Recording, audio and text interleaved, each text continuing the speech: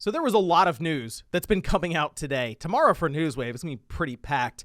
But the big headline is that Starfield and Redfall are both pushed into 2023. And I'll go more over the delays themselves and the effect that it has on Microsoft's 2022. But I really wanted to ask the question here in this video. What is going on at Xbox? Guys, if you enjoy these videos, make sure you hit that like button. Helps out a ton. And if you're new here to the Spawnwave Plus channel, make sure you subscribe down below. Instead of here, this was pure Xbox. They say Xbox's Phil Spencer issues statement in response to Starfield and Redfall delays. He put out a tweet, quote tweeting the Bethesda news that both Starfield and Redfall would be coming out now in the first half of 2023. He says these decisions are hard on teams making the games and our fans. While I fully support giving teams time to release these great games when they are ready, we hear the feedback. Delivering quality and consistency as expected, we will continue to work to better meet those expectations. To me, this feels like something where even Xbox got the news and they were like, oh, wait, Starfield's not going to be coming out this year? They dated it last year, right, with an entire video, like, oh, here comes November 11th, 2022. It's a great release date and all of this. It seemed like Microsoft, I don't want to say coasted through this year so far, but clearly they were like, oh, Starfield's at the end of the year. Don't worry.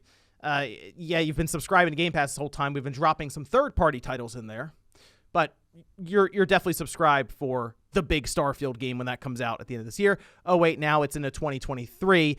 It almost feels like Microsoft themselves, Xbox, found out about this like a couple weeks ago, and Bethesda is acting independently.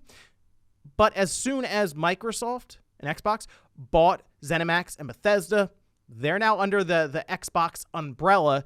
And to me, then you have to look upwards to the management. And that's something that I've continued to question from Xbox. They just always seem confused. Like the whole Halo thing, right? They showed off Halo Infinite. They seemed to think it looked good. Everyone else was like, what was that? And then we hear that it's free to play somewhat. Free-to-play multiplayer, campaign's paid, it's going to go into Game Pass, all of this. It's all going to launch at the same time, and then, oh, wait, there's the beta for multiplayer on Halo launching ahead of the campaign. It just seems like they're acting kind of last minute with a lot of this stuff, and I almost wonder if they're becoming overwhelmed with the current management they have set up with the number of studios that they have to keep an eye on. Now also think about how they're going to be bringing in Activision, Blizzard, all of those studios, and they have to somehow do things like put an entire Call of Duty together along with a new Overwatch game, Diablo, and maybe any other projects these studios want to work on.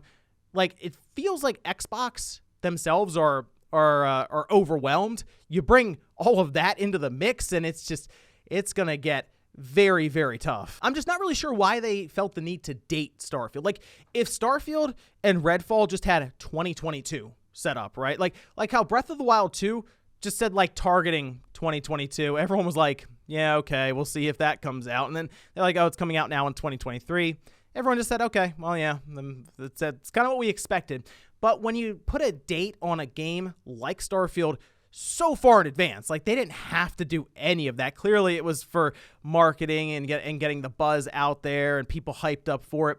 Well, now people are going to expect it because it seems like you are very confident that you're going to hit that date.